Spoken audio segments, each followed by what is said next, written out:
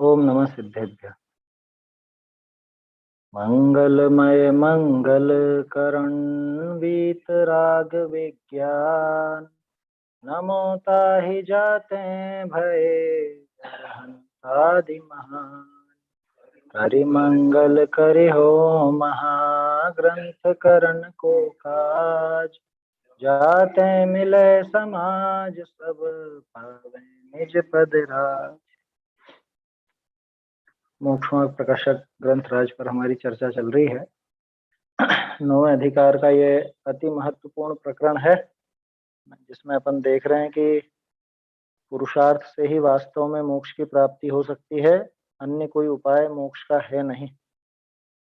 और अगर ये जीव अभी भी इस काल में भी अगर मोक्ष का उपाय नहीं करे, सभी तरह से सुविधा मिलने के बावजूद अगर मोक्ष का उपाय नहीं करे, तो इसमें किसी और का कोई दोष नहीं है, न कर्मों का दोष है न किसी और का दोष है, क्योंकि बाकी सारी सुविधाएं तो मिल चुकी। देव शास्त्र गुरु मिल गए, गुरु का उपदेश मिल गया सच्चा, और इसके अलावा वो समझने की बुद्धि भी मिल गई, और ये खुद पुरुषार्थ कर सकता है, इतना भी इसके साथ हो, पुरुषार्थ कर सके इतना भी इसको प्राप्त हुआ। लेकिन उसके बावजूद अगर अभी भी ये पुरुषार्थ नहीं करता है, तो निश्चित रूप से इसमें इसी की गलती रही। तोडरमल जी ने पूरा प्रकरण अपने को ये समझाया कि किस तरह से वो पहले पुरुषार्थ करके और सम्यक दर्शन प्राप्त करता है, फिर धीरे धीरे धीरे धीरे अभी दर्शन मोह का नाश किया था, ये चारित्र मोह के क्षय के लिए भी धीरे धीरे कदम बढ़ाता है, आगे बढ़ता है। चारित्र मोह भी धीरे धीरे समाप्त होता जाता है, इसकी भूमिका बढ़ती जाती है, विशुद्धि बढ़ती जाती है, और चारित्र मोहहीन होता जाता है, एक समय वीतरागता को प्राप्त कर लेता है। उसके बाद फिर जो बाकी के घातिया हैं, ज्ञानावर्णी आदि, उनका नाश हो जाता है, और अघातिया के लिए तो बिल्कुल भी कुछ मेहनत करनी नहीं पड़ती, अपने आप उन अघातिया का अभाव होकर के मोक्ष पहुंच जाता है। ये सारी बात अपन ने देखी। लेकिन इसकी शुरुआत कहां से होती है?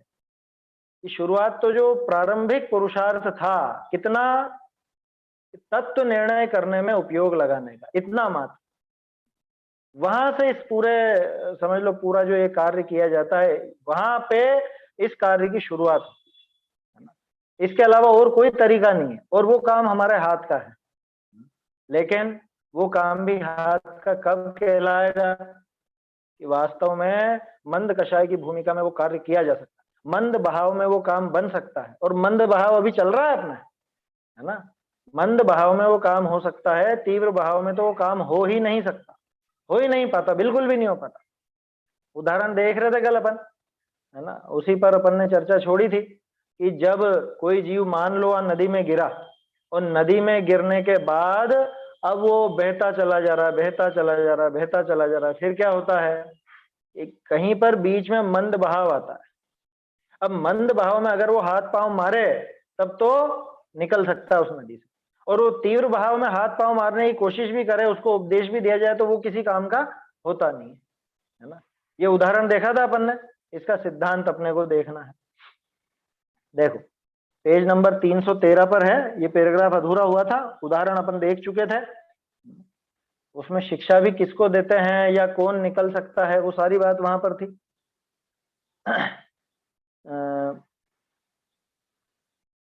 तैसे जीव संसार विषय भ्रमे है, जैसे वो जीव नदी में पड़ा था, ऐसे ये जीव संसार में भटक रहा है ना। तैसे जीव संसार विषय भ्रमे है, तहा कर्मणि का तीव्र उदय होई, तब तो वाका पुरुषार्थ किछु नहीं, उपदेश भी कार्यकारी नहीं। यहाँ कौन सा लेना? यहाँ वो जीव लेना जो असंगी पंचेंद्रिय तक के हैं, उनके कर्मों का तीव्र उदय है ना। तो कर्मों का तीव्र उदय जब तक है, तब तक तो न तो उनको उपदेश कार्यकारी है, और वो कुछ कर भी नहीं सकते बेचारे, उनकी हालत ऐसी है, वो है तीव्र बहाव। तो वो कर्मों के तीव्र उदय में ये पुरुषार्थ भी कुछ नहीं कर सकता, और उसको उपदेश भी काम का नहीं है। पहली बात तो उपदेश समझ ही नहीं पाएगा, सुन ही नहीं पाएगा। दूसरी बात, अब इसमें अगर अपन संगी पंचेंद्रिय जीव लें, तो उसके भी जब कर्मों का तीव्र उदय हो, कौन से कर्मों का? कौन से कर्मों का? सुकुमाल मुनिराज, सुकुशल मुनिराज के कर्मों का तीव्र उदय था कि नहीं था? है? तो वो वाला तीव्र उदय लेना है क्या यहाँ? वो नहीं लेना है। उस तीव्र उदय में तो कर सकता है जीव काम, ध्यान रखना, सुकुशल मुनिराज के असत्य वेदनी का तीव्र हृदय था, लेकिन दर्शन मोहनी चारित्र मोहनी का तीव्र हृदय नहीं था। तो वो काम हो गया, वो काम वो कर पाए और कर लिया उन्होंने, है ना। तो यहाँ पे तीव्र हृदय लेना दर्शन मोहनी का और चारित्र मोहनी का। तो एक उदाहरण तो अपन लेंगे असंगी पंचेंद्रिय तक के जीवों के, उनके तो सभी तरह के कर्मों का तीव्र हृदय है। ज्ञानावर्णी का भी तीव्र है, तो दर्शन मोहनी का भी तीव्र है, तो चारित्र मोहनी का भी तीव्र, सारा ही तीव्र है वहां तो वहां तो बेचारा वो कुछ कर नहीं सकता, उस दशा में पुरुषार्थ बन नहीं सकता, और उस समय उसको कोई उपदेश भी नहीं मिलेगा, न तो उपदेश मिलेगा, न उपदेश का ग्रहण कर पाएगा, न उपदेश अनुसार पुरुषार्थ कर पाएगा। दूसरा जीव संगी पंचेंद्रिय है ना, ज्ञानावर्णी का तो इतना क्षयोक्षम मिला है कि उस उपदेश को समझ लेवे, तत्व निर्णय कर लेवे, लेकिन ये चारित्र मोहनी का तीव्र हृदय है, दर्शन मोहनी का तीव्र हृदय है, तो ये इसको आप उपदेश भी दोगे ना तो ये उल्टा काम करेगा। तो कहानी सुनी होगी ना बया और बंदर की, है? सीख न दीजिए बांदरा ऐसी कहावत प्रसिद्ध है, बंदर को सीख मत देना। वो बया ने सीख दी तो उसका खुद का घोंसला निपट गया। तो जब तीव्र कषाय का उदय होता है और आप उसको धर्म की बात भी सुनाओगे, वो उल्टा आपका विरोध करने लग जाएगा, उल्टा विरोध करने लग जाएगा। ये होता है, वास्तव में होता है। बहुत से लोगों ने तो अपने जीवन में खुद में देखा होगा, आप आपके किसी रिश्तेदार को समझाने जाओ और वो उल्टा आपसे झगड़ पड़े, या आप तुम्हारा धर्म तुम्हारे पास रखो, हमें नहीं समझ में आता है, क्या धर्म की बात अभी मत करो, बहुत हो गया, इससे काम नहीं चलता है, संसार में बैठे हुए हैं, सारी चीजें देखनी पड़ती हैं। ये सब चीजें मेरे ख्याल से प्रत्येक स्वाध्यायी के जीवन में देखने में कभी ना कभी तो आई हो, जब आपने अपने किसी रिश्तेदार को थोड़ा प्रेम से समझाना चाहा होगा और वो उल्टा आपके ही माथे पड़ गए, है ना। मेरा अंदाजा लगभग सबको ऐसा अपने जीवन में एक आध जने से तो दो चार होना ही पड़ता, ठीक है। पंचम काल के जीव इतने सीधे नहीं है कि आप बोलो और हाथों हाथ समझ में आ जाए ऐसा है, वो तो जिसकी भली हो ना हो उसको समझ में आ जाती है। वो तो बेचारों ने बहुत लोगों से कही, हमारे नियमित स्वाध्यायी थे, हाँ ऐसे ऐसे किस्से हुए हमारे यहाँ तो, क्या उनको बुलाया कि आया करो भैया, आया करो स्वाध्याय में आया करो, वो गुस्से से इतने लाल पीले हुए, उन्होंने वहां हमारी स्वाध्याय उठवा दी, ये करेंगे ही नहीं यहाँ स्वाध्याय, आया समझ मंदिर में। ऐसे ऐसे किस्से होते हैं। हमारे नियमित स्वाध्यायी थे, बहुत सज्जन थे, शांति कुमार जी साहब, अब तो गुजर गए, लेकिन नियमित वो 80-82 साल की उम्र में भी अकेले आ जाते थे, अपनी मोपेड उठा करके, दुबले पतले थे तो कोई ऐसी शारीरिक तकलीफ नहीं थी उनको, और बहुत लोगों को उन्होंने प्रेरित किया, प्रेरणा देते थे। अब अधिकांश तो पलट के उल्टा सीधा कह दे में तो कह दे में, 2-3 लग भी गए तो लग गए, भाव तो उनके अच्छे थे, दूसरों को लगाने की प्रेरणा ही देने के भाव थे।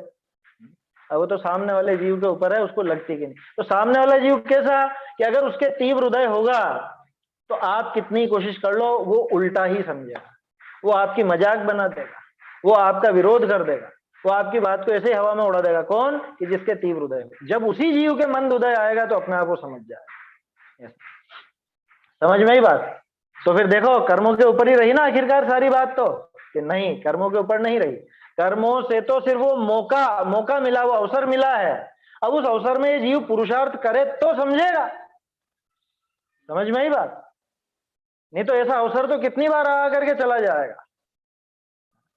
अवसर तो कितनी बार रोज आता है आपके जीवन में अवसर, रोज आप मंदिर जाते हो, रोज भगवान के दर्शन करते हो, रोज सब काम करते हो। मैं समझता हूँ प्रत्येक जैनी जो जैन कुल में भी पैदा हुआ, जिसके माँ बाप जैन हैं, उसके जीवन में रोज थोड़ी देर के लिए तो मंद कषाय का उदय आता ही आता है, ऐसा मेरा सोचना है। थोड़ा बहुत तो प्रसंग बनता ही होगा मंद कषाय। अब उस समय अगर उसको उपदेश दिया जाए और ये थोड़ा सा अपना उपयोग को उधर लगा ले मेहनत करके, देखो अब वो कर्मों का ये काम नहीं है कि वो उपयोग को उधर लगवा देना। कर्म रुचि पैदा नहीं कर सकते, कर्म आपको बाहरी परिस्थिति दिला सकते हैं, कर्म आपको देवशास्त्र गुरु दिला सकते हैं, लेकिन कर्म आपको देवशास्त्र गुरु की रुचि नहीं करा सकते। कर्मों ने पैदा तो करवा दिया, जैन कुल में पैदा हो गया, जैनी माँ बाप के यहाँ पे पैदा हो गया, लेकिन ये देवशास्त्र गुरु का रुचिवान हो, शास्त्र की बात का रुचिवान हो, इसमें कर्मों का कोई रोल नहीं। हाँ इतना है कि मंद कषाय होने पर वो काम बन सकता है, लेकिन मंद कषाय होने पर काम बन ही जाए ऐसा नहीं है। इसलिए कर्मों के ऊपर नहीं है, वास्तव में जीव की खुद की रुचि, खुद के पुरुषार्थ के ऊपर ही सारा का सारा ये क्रिया सारी ठहरती है। समझ में आई बात। तो क्या कहा, तैसे जीव संसार विषय भ्रमे है, तहा कर्मणि का तीव्र उदय होई, तब तो वाका पुरुषार्थ किछु नहीं, उपदेश भी कार्यकारी नहीं। तब तो उसका न तो कोई पुरुषार्थ चलेगा, न कोई उपदेश उसको फलदायी होगा, तीव्र कषाई जीव को, है ना। तीव्र कषाई जीव को आप उपदेश दोगे, उल्टा वो पता नहीं जाने क्या विरोध कर देगा, आपको ही उखाड़ फेंकेगा, ऐसी हो जाती है स्थिति। और कर्म का मंद उदय होई, तब पुरुषार्थ करी मोक्ष मार्ग विषय प्रवर्ते, ये प्रवर्ते तो मोक्ष पावे।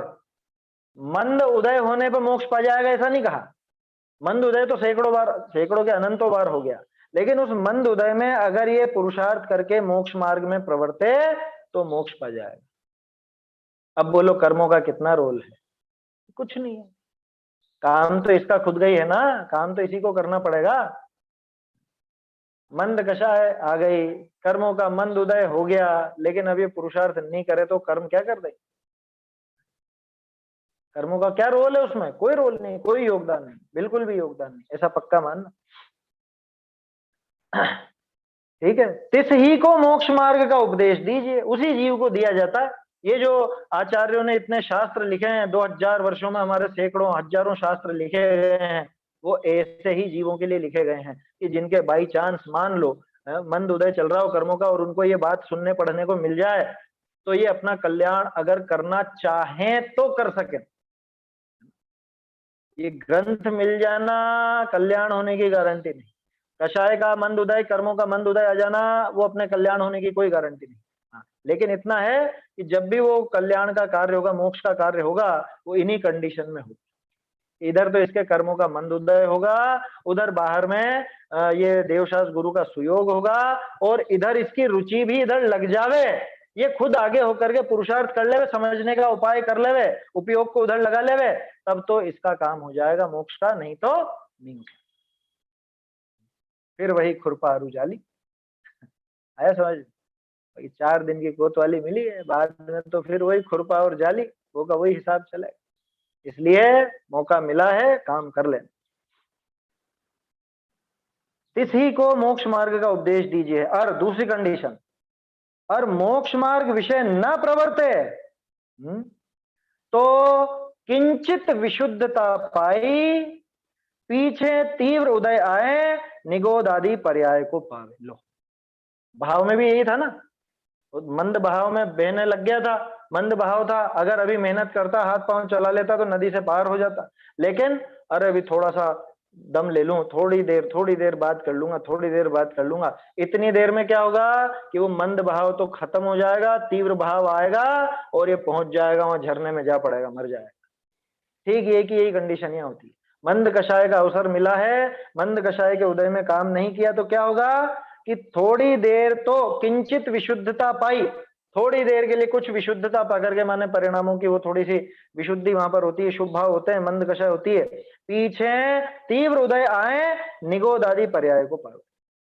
बाद में तीव्र उदय आएगा ना, तब ये निगोद आदि पर्याय को अपने आप प्राप्त पहुंच जाएगा वापस जहां से निकला था। मोहलत मिली थी, होता है ना, क्या बोलते हैं उसको, वो जेल से छूटते हैं जो थोड़े दिनों के लिए, थोड़े समय के लिए, पेरोल है, पेरोल पर छूटते हैं, बेल मिलती है शायद, क्या कुछ कहते हैं सर, ये थोड़े दिन की मोहलत मिली है और वापस यहाँ पे आना है क्या, अभी थोड़े दिन का टाइम मिला है सादिक 2000 सागर का, आप तो ये समझो ये आखिरी भाव चल रहा है, आया समझ में, ये सादिक 2000 सागर में ये अभी आखिरी भाव चल रहा है मनुष्य पर्याय का, और ये पेरोल का समय पूरा होने वाला है, अभी काम कर लो, उपाय बना लो तो ठीक है, नहीं तो फिर वापस वहीं पर पहुंच जाए। देखो कितनी बार अपन देखते हैं, ये लिखा स्पष्ट है, जीव के मुख्य रूप से 2 ही ठिकाने हैं, या तो निगोद या मोक्ष, ये बाकी की तो बीच की छोटी मोटी दशाएं हैं, तो इतनी सारी अवस्थाएं होती है ये छोटी मोटी की, हाँ, कि अनंत काल तो जीव 2 ही दशाओं में बिताता है, या निगोद में या मोक्ष में, इनमें अनंत काल कहाँ बिताता। साधिक 2000 सागर, साधिक 2000 सागर के लिए उत्तरस पर्याय मिलती है, निगोद से साधिक 2000 सागर के लिए निकलता है, क्या हुआ फिर कि वापस से वो निगोद में पहुंच जाता, वो तो अधिकतम है, अधिकतम साधिक 2000 सागर का मतलब ऐसा मत समझ लेना कि हाँ एक बार निगोद से निकल गए तो 2000 सागर तो रहेंगे ही सही, ऐसा बिल्कुल नहीं है, वो तो निगोद से निकला, एक भव दूसरा धारण किया और वापस से निगोद में पहुंच गया, ऐसा भी हो जाता। 1 घंटे में ही, 1 घंटे के लिए त्रस बना था, 1 घंटे बाद वापस निगोद में पहुंच गया। बोलो, कोई 2000 सागर की गारंटी है क्या? कोई कह सकता है कि मुझे पट्टा मिला है ये 2000 सागर तो मैं बाहर रहूंगा है? समझ में ही बात। वो पुलिस पहले भी पकड़ के अंदर कर सकती है, ज्यादा हरकतें करिए।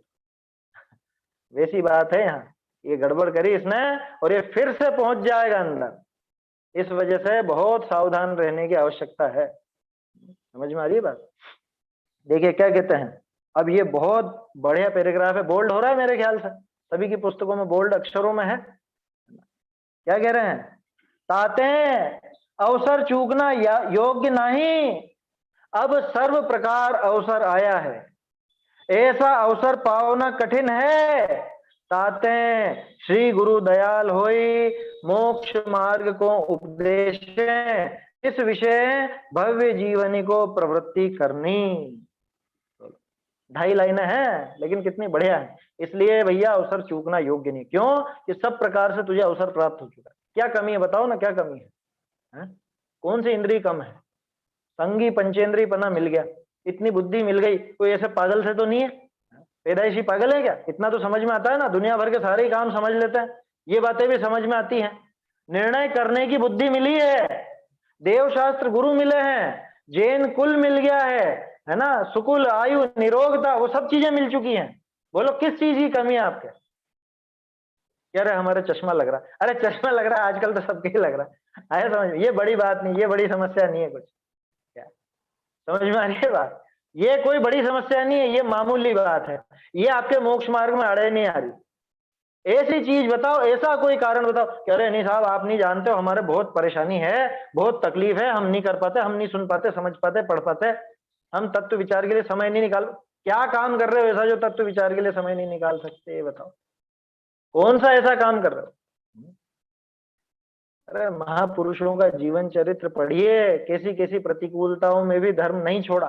सतियों की कहानियां पढ़िए, क्या अंजना सती, सीता सती है, और भी बहुत सारी सबके हैं किससे। तो महापुरुषों के जीवन देखिए आप, ज्यादा पुरानी क्या बात करें, पुराणों के किस्से तो चलो कहानी हो सकती है, भागचंद जी का जीवन देखो, सदा सुखदास जी का जीवन देखो, टोडरमल जी का जीवन देखो, जिनका ग्रंथ हम पढ़ रहे हैं। बोलो, नौबत आ गई थी ना, मृत्यु की तो नौबत आ गई थी, छोड़ दिया धर्म का साथ? बिल्कुल नहीं, बिल्कुल भी नहीं। आया समझ में? इसलिए बहानेबाजी नहीं करना। सब प्रकार से, सर्व प्रकार से अवसर आ चुका है। क्या कह रहे हैं? ताते अवसर चूकना योग्य नहीं, सर्व प्रकार अवसर आया है, ऐसा अवसर पाना कठिन है। कैसे है कठिन? ये कठिनाई देखनी हो ना मनुष्य भाव की, और जो आपको मिला है उसकी कठिनाई देखनी हो तो सम्यक ज्ञान चंद्रिका पीठिका का आखिरी पृष्ठ पढ़ लेना। द्रव्य से, क्षेत्र से, काल से, भाव से, हर तरह से ये दशाएं मिलना कठिन है, दुर्लभ है। गिनती कर लो कितने जीव हैं आज जो ये जैन धर्म का पालन करते हैं। जैन कुल जिनको मिल, जैन कुल छोड़ो, जैन धर्म को समझने की बात जिनको मिल गई, कितने जीव हैं आज बताओ, गिनती करके बता दो। आपके नगर में ही देखोगे ना तो रेशो मालूम पड़ जाए। समझ में आ रही बात? भारत भर में जैनियों की संख्या कितनी? कुल कुल जैनियों की संख्या, जैनों के मतलब जो नामधारी जैन है उनकी बात कर रहा हूं, उनकी भी संख्या कितनी? और फिर उनमें से जो इस बात को पढ़ ले में, सुन ले में, उनकी संख्या कितनी? समझने की कोशिश कर ले में उनकी संख्या कितनी?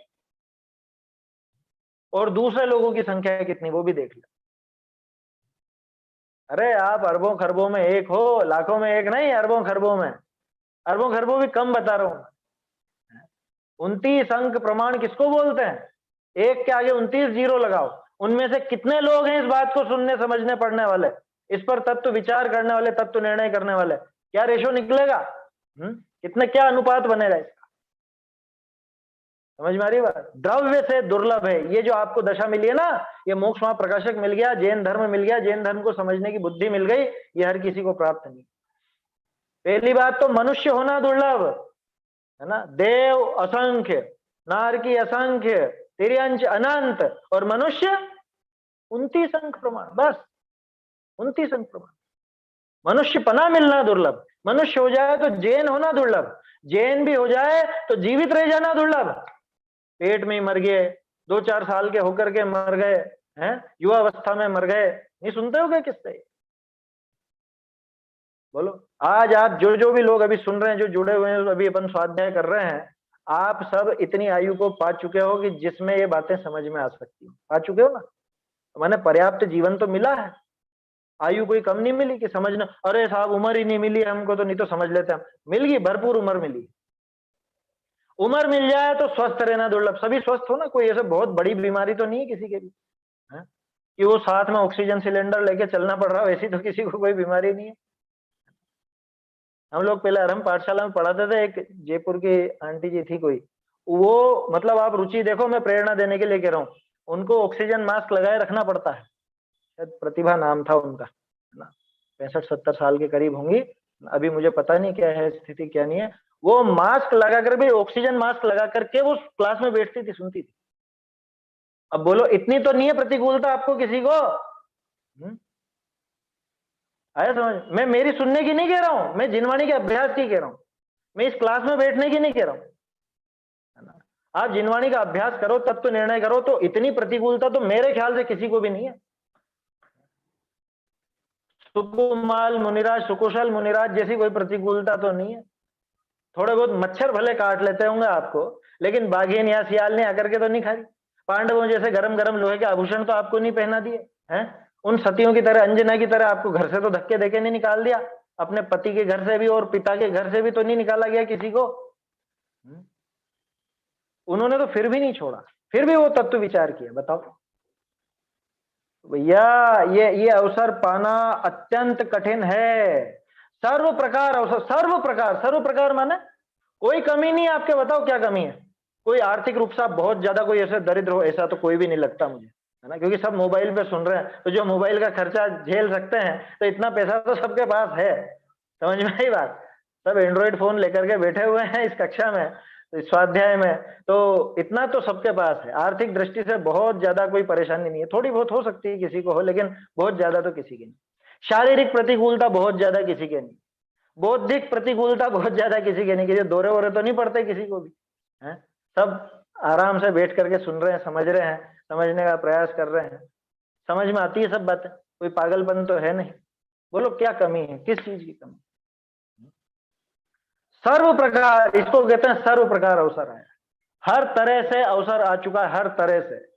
आपको इससे बढ़ के अवसर नहीं मिल सकता कि साहब यहाँ पे तीर्थंकर तो नहीं है ना, लेकिन चौथे काल जैसी अनुकूलता का। अरे तो तीर्थंकर हो तब क्या कर लेते हैं ये बताओ? तुम क्या पहले समोसरण में नहीं होता है? भव भव में जिन पूजन की नहीं, दान सुपातरी दिनों नहीं पढ़ाएगा? समोसरण में होकर के आए हो कितनी बार, और समोसरण में भी जितने जाते हैं सारे के सारे थोड़े ना काम कर पाते हैं। अगर समोसरण की अनिवार्यता हो तो पंचम काल में कोई भावलिंगी मुनि नहीं हो पाए, सम्यक दृष्टि नहीं हो पाए, और तो और छोड़ो। इसलिए उन बातों में मत उलझो कि अरे साहब तीर्थंकर तो नहीं, तीर्थंकर नहीं है तो क्या हुआ? तीर्थंकरों से क्या काम होता है? तीर्थंकरों की ध्वनि तो मिलती है ना, उनकी वाणी तो सुनने को मिलती है ना, तो उनकी वाणी तो उपलब्ध है आज भी अपने को। यदि या वाग गंगा विविध नये कल्लोल विमला है व्रज्ञानाम भोवेर जगति जनताम या स्नपयति इदानीम अप्येषा बुद्ध जन मरालय परिचिता महावीर स्वामी नयन पथगामी बहुत। इदानीम अप्येषा, अभी भी, आज भी ये जिनवाणी गंगा जो महावीर स्वामी से प्रवाहित होती होती आज हमारे सामने ये कुंद कुंदाचार, अमृत चंद्राचार है, उन्हीं के अनुगामी टोडरमल जी आदि, ये इन सब के द्वारा हमको प्राप्त होगी। तो जो तीर्थंकरों से जो चीज मिलनी थी वो तो आज भी मिल रही है। आया समझ में? कोई ऐसा साक्षात यूं तो नहीं था कि भगवान को वहां तीर्थंकर को जाकर के हाथ लगा लोगे और मोक्ष हो जाएगा, ऐसा तो नहीं है ना किसी के। ऐसा तो नहीं होता था ना पहले, कि चौथे काल में क्या होता था भगवान लोगों का, कि जाके तीर्थंकर के समोसरण में हाथ लगा के आ जाते और मोक्ष हो जाता, ऐसा तो नहीं होता था। काम तो ये का यही करना था जो अभी करना है। उस समय भी लोगों को तत्व निर्णय ही करना पड़ता था सम्यक दर्शन के लिए, आज भी तत्व निर्णय ही करना है सम्यक दर्शन के लिए। उस समय भी संगी पंचेंद्रियों को ही होता था, आज भी संगी पंचेंद्रिय को ही होता। अरे जो जो चीजें उस समय लगती थी वो सारी चीजें आज आपको उपलब्ध है। इसका अर्थ है सर्व प्रकार अवसर आया है। इसको बोलते हैं सर्व प्रकार अवसर मिलना। ऐसा अवसर पाना कठिन है, ये अवसर बाद में नहीं मिलेगा, है ना। ऐसा मौका वापस से मिलने वाला नहीं है ना, बड़ी मुश्किल से मिलता है ये मौका। आप सोचो तो सही, अपने आसपास देखो कितने लोगों को ये मौका, ये जिनवाणी सुनने, अरे आप में से बहुत से लोग ऐसे होंगे जिनको जन्म से मतलब बचपन से ये चीजें सुनने को नहीं मिली या पढ़ने को नहीं मिली होंगी, बड़े हुए बाद में समझ लो शादी वादी हो गई उसके बाद कोई लगे तो लगे। बहुत से लोग इस तरह के होते हैं, बहुत कम होते हैं जिनको बचपन से ये बातें सुनने को मिल गई, बहुत कम होते हैं। समझ में आ रही है बात। बहुत से तो बेचारे ऐसे जीव भी होते हैं जो अन्य कुल में पैदा होते हैं और उनको ये चीज बड़े होने के बाद मिलती है और उनको इतना बहुमान आता है कि मतलब जितना जैन कुल में पैदा हुए को नहीं आता। कितने प्रसंग बता सकता हूँ मैं, नहीं है क्या ऐसे किस्से, नहीं है क्या। राजचंद्र जी थे, गुरुदेव थे, हैं, ऐसे बहुत लोग हुए। समझ में ही बात। इसलिए वो तो, अरे अपने सारे तीर्थंकर कोई जैन कुलोत्पन्न थे क्या, सब क्षत्रिय थे। और पहले तो जैन कोई जाति तो थी ही नहीं, जो मान ले उसी का धर्म होता था, धर्म कहलाता था। तीन चीजें होती है, वर्ण जाति और धर्म, है ना। अब ये जाति बन गई, पहले जाति नहीं थी, जैन तो धर्म था। उसी श्रेणी के यहाँ पे बौद्ध धर्म भी पाला जाता था, उसी श्रेणी के यहाँ पे जैन धर्म पालने वाली चेलना भी थी। बाद में श्रेणी को समझ में आया तो वो जैनी हो गया। समझ में आ रही बात। जाति पलटी नहीं जाती, धर्म पलट लिया जाता है। धर्म मान्यता की चीज है, स्वीकार करने की चीज है, जीवन में उतारने की चीज है। जाति तो जो मिल गई सो मिल गई, उसमें क्या करोगे। समझ में आई बात, उसमें क्या कर लोगे।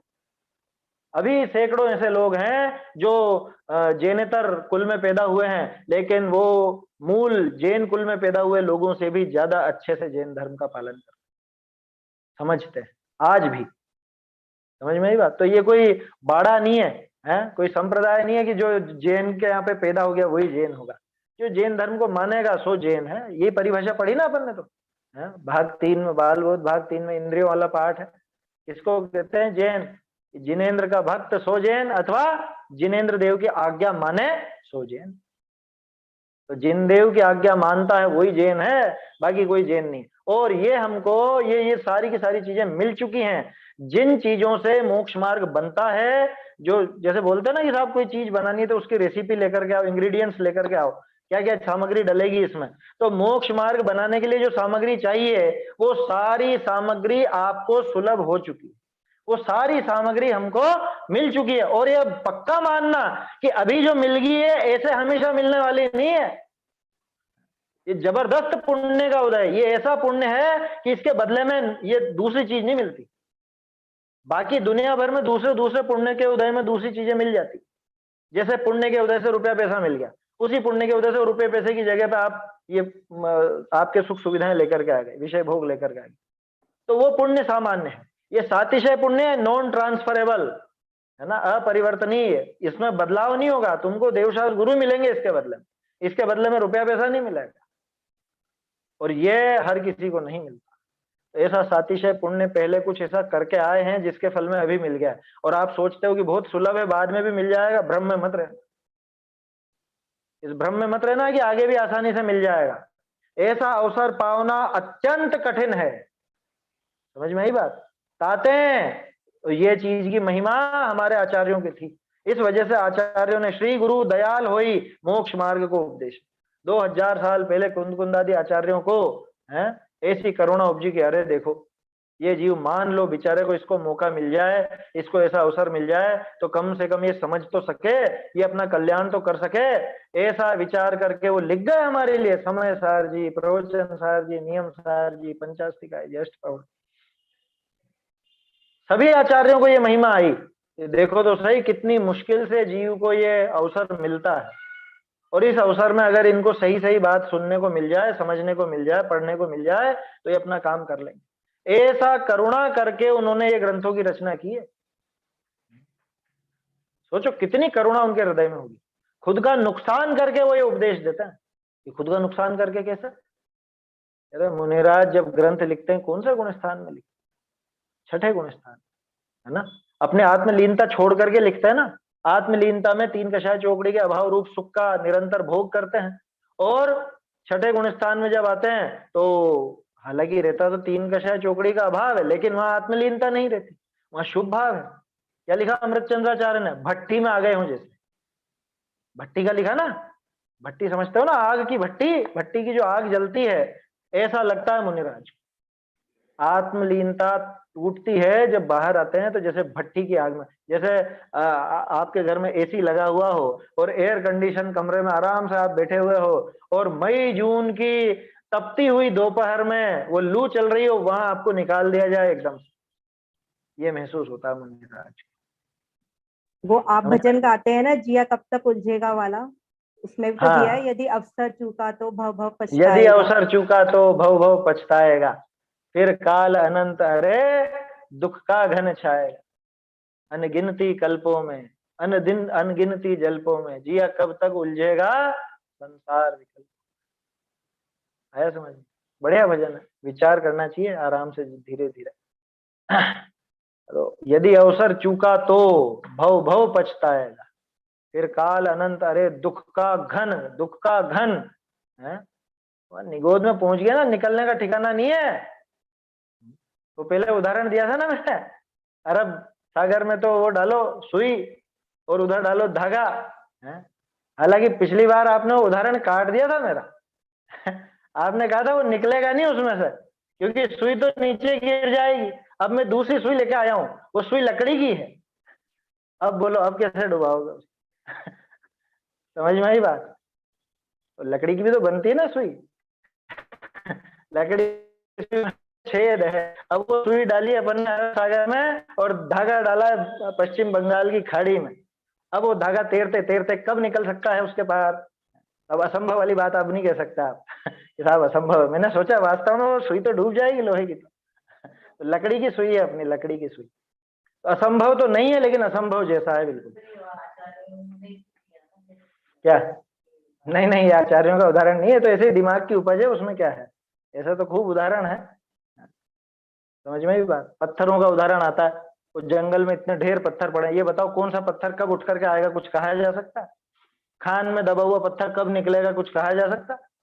कोई ठिकाना नहीं, कोई ठिकाना नहीं। तो इसलिए निगोद पहुंच गए तो सारा का सारा समझ लो, यहाँ जो भी आपने कमाया है, ये ज्ञान की बात कर रहा हूँ, ये मंद कषाय की अथवा ये तत्व विचार की, सब सब खत्म हो जाएगा। इसलिए आगे बढ़ करके इस अवसर को, क्या बोलते हैं इसको, इस अवसर को भुना लो, सदुपयोग कर लो इसका। ताते अवसर चूकना योग्य नहीं, अब सर्व प्रकार अवसर आया है, ऐसा अवसर पावना कठिन है, ताते श्री गुरु दयाल होई मोक्ष मार्ग को उपदेश। ये तो उनका काम हो गया, हमारा क्या कर्तव्य? इस विषय भव्य जीवनी को प्रवृत्ति करनी, उसमें भव्य जीवों को प्रवृत्ति करना ही चाहिए। अब अगर भव्य हो तो अपने भव्यता का सबूत यह है, भव्यता का प्रमाण यही बनेगा कि आप उसमें उस मोक्ष मार्ग में लगिए, पुरुषार्थ पूर्वक उसको ग्रहण करें, तभी जाकर के उनका, उनकी मेहनत भी सफल होगी, और उनके प्रति हमारा एक तरह से ये क्या कहो, श्रद्धांजलि कह लो, या उनका जो बहुमान है वो बहुमान भी तभी वास्तव में सफल होगा। ऐसी बात है ना। तो ये पुरुषार्थ से मोक्ष प्राप्ति, ये प्रकरण हो गया अपना। आगे बढ़ते हैं। अब इसके आगे बात चलती है मोक्ष मार्ग का स्वरूप। पुरुषार्थ से ही मोक्ष प्राप्ति, ये तो बात हुई। माने मोक्ष मार्ग में कदम वही जीव बढ़ा पाएगा जो पुरुषार्थ करेगा। पुरुषार्थ किसको कहा था, एक बार दोहरान कर लेते हैं, कि बुद्धि पूर्वक अपने उपयोग को तत्व निर्णय में लगाना, है ना। तत्व निर्णय करने में अपने उपयोग को लगाए रखने का उद्यम करना, यही पुरुषार्थ। गाथा याद रखना आप, प्रवचन सर जी की 88 निवासी गाथा, वो अपन ने देखी थी, वो ही है पुरुषार्थ। और क्या लिख दिया अमृत चंद्राचार्य ने, तो उसके साथ एक शब्द और जोड़ दिया था कि इसके अलावा संसार का कोई काम पुरुषार्थ है ही नहीं मोक्ष के लिए, है ना। बाकी तो खोटा पुरुषार्थ तो है, वो तो पाप का पुरुषार्थ है, उसकी बात यहाँ करते ही नहीं है। यहाँ तो मोक्ष के पुरुषार्थ की बात है। तो मोक्ष का पुरुषार्थ इतना मात्र, और कोई नहीं है। कोई आपको पहाड़ नहीं तोड़ना है, कि ना गर्मी में पहाड़ के ऊपर जाकर खड़ा होना है, ना सर्दी में नदी के किनारे बैठना है, या जान करके मच्छरों से कटवाना है खुद को। ये कुछ भी पुरुषार्थ नहीं कहलाता। कोटि जन्म तप तपे, वो कुछ भी पुरुषार्थ नहीं। समझ में आई बात? असली पुरुषार्थ तो तत्व निर्णय है। वो तत्व निर्णय किया तो समझ लेना मोक्ष मार्ग का पुरुषार्थ हुआ। ये मोक्ष जा पाएगा, और कोई नहीं जा पाएगा, इसके अलावा कोई नहीं जा सकता। देखिए, अब मोक्ष मार्ग का स्वरूप कहिए, माने जो पुरुषार्थ करके मोक्ष मार्ग को प्राप्त करेंगे, वो मोक्ष मार्ग है कैसा जिसके लिए पुरुषार्थ कर रहे हैं, या मोक्ष मार्ग में चलेंगे तब भी जो पुरुषार्थ करेंगे तो आखिरकार मोक्ष मार्ग कैसा है, वो यहाँ पे देख। जिनके निमित्त ते आत्मा अशुद्ध दशा को धारी दुखी भया, ऐसे जे मोहादिक कर्म तिनका सर्वथा नाश होते हैं, केवल आत्मा की सर्व प्रकार शुद्ध अवस्था का होना सो मोक्ष है। ताका जो उपाय कारण सो मोक्ष मार्ग जानना। कितनी सीधी परिभाषा है, ये आचार्यों की परिभाषा है, लेकिन बिना कोई शास्त्रीय शब्दों का प्रयोग किए टोडर मिल जी ने बिल्कुल सरलता से समझा दिया। भैया तुम आज तक दुखी किसकी वजह से हुए हो? इसकी वजह से हुए कि वास्तव में उस मोह के कारण हम दुखी हो। लिखा ना ये, जिनके निमित्त ते आत्मा अशुद्ध दशा को धारी दुखी भया, अशुद्ध दशा को धारण करके दुखी हुआ। इसमें दोनों बातें आ गई, कैसी दशा दुखकारी है और उस दुख के पीछे निमित्त कौन है। जीव कब दुखी होता है कि अशुद्ध अवस्था को धारण करने पर जीव दुखी होता है। क्या मतलब, थोड़ा सा इसको प्रैक्टिकल, अच्छा हाँ ठीक है ना, कक्षा के लिए मैसेज आया है। अभी तो 2-3 मिनट है, ये पैराग्राफ अपन देख लेते हैं, फिर अगली कक्षा वीर सागर जी भाई साहब की भी प्रारंभ होगी। क्या कह रहे हैं कि जिनके निमित्त ते आत्मा अशुद्ध दशा को धारी दुखी भया, जिनके निमित्त से आत्मा अशुद्ध दशा को धार के, अपन क्या बात कर रहे थे कि आत्मा दुखी कब होता है कि जब इसकी अशुद्ध दशा होती है तब दुखी होता है। जैसे चारित्र गुण की बात करें, चारित्र गुण की अशुद्ध दशा कौन सी, विकारी भाव कौन से है कि राग द्वेष है ना, राग द्वेष ये विकारी भाव है, मोह नहीं, मोह तो फिर वहां मिथ्यात्व में जाएगा, वो श्रद्धा की विपरीतता है। चारित्र गुण के ऊपर बात करें अपन तो चारित्र गुण की विकारी दशा हुई राग द्वेष की, और राग द्वेष माने आकुलता माने दुख, ये अपन देखते हुए पूरे मोक्ष प्रकाशक में, इच्छा बोलो, आकुलता बोलो, राग द्वेष बोलो, दुख बोलो, ये सब एक ही बात है। तो जब भी विकारी दशा हुई, माने जब भी राग द्वेष हुए, तब जीव दुखी हुआ कि नहीं हुआ? जितनी मात्रा में विकारी दशा हुई उतनी मात्रा में दुखी हुआ ना, जितनी मात्रा में उस विकारी दशा का, विपरीत दशा का, अशुद्ध दशा का अभाव हुआ उतनी मात्रा में जीव सुखी हुआ। तो एक और चीज हमारे सामने यहाँ पे निकल के आई कि अशुद्ध दशा बराबर दुख। अभी तक तो अपन ने क्या क्या देखा था, ये जो क्लास अभी चल रही है किस ग्रंथ पर है, ये मोक्ष मार्ग प्रकाशक पर है साहब, मोक्ष मार्ग प्रकाशक मूल ढूंढारी से हम देख रहे हैं, है ना। टोडर मल जी की खुद की हाथ से लिखी हुई जो प्रति है उसी के आधार से मोक्ष मार्ग प्रकाशक पढ़ रहे हैं।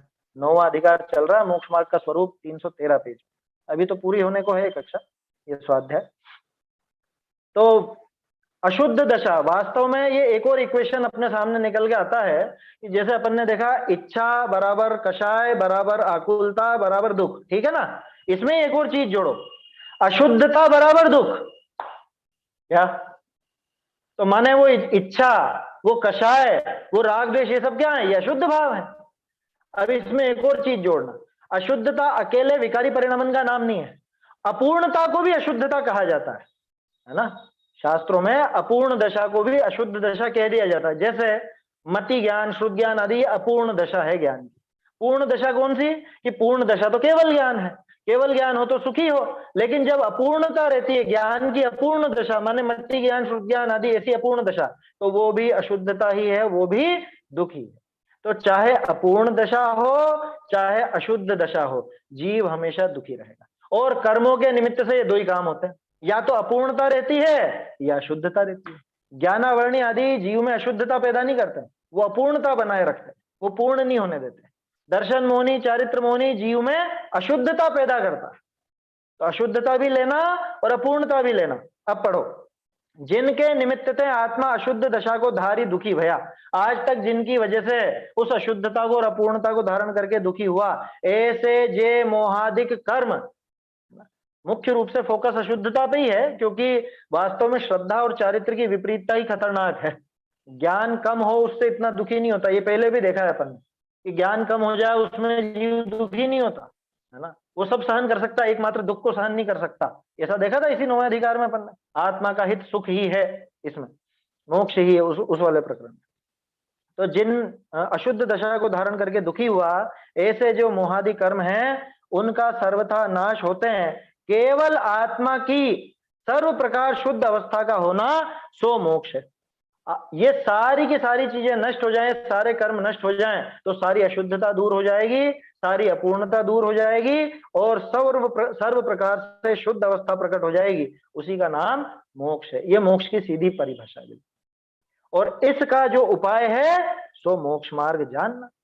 इसके उपाय का नाम मोक्ष मार्ग है ना। अभी तो हमने समझा है कि मोक्ष किसको कहना और मोक्ष मार्ग किसको कहना। अब आगे इसी से संबंधित और विस्तार की बात आएगी, वो अपन आगे देखेंगे। अभी यहाँ पे समय भी हो गया है, भाई साहब भी मेरे ख्याल से पधार चुके हैं। जिनवाणी स्तुति कर लेते हैं, फिर भाई साहब की कक्षा प्रारंभ। निज निधि निज में बताई यह अनंत उपकार है, इसके लिए जिन वाणी माँ को वंदना शत बार है, वंदना शत बार है।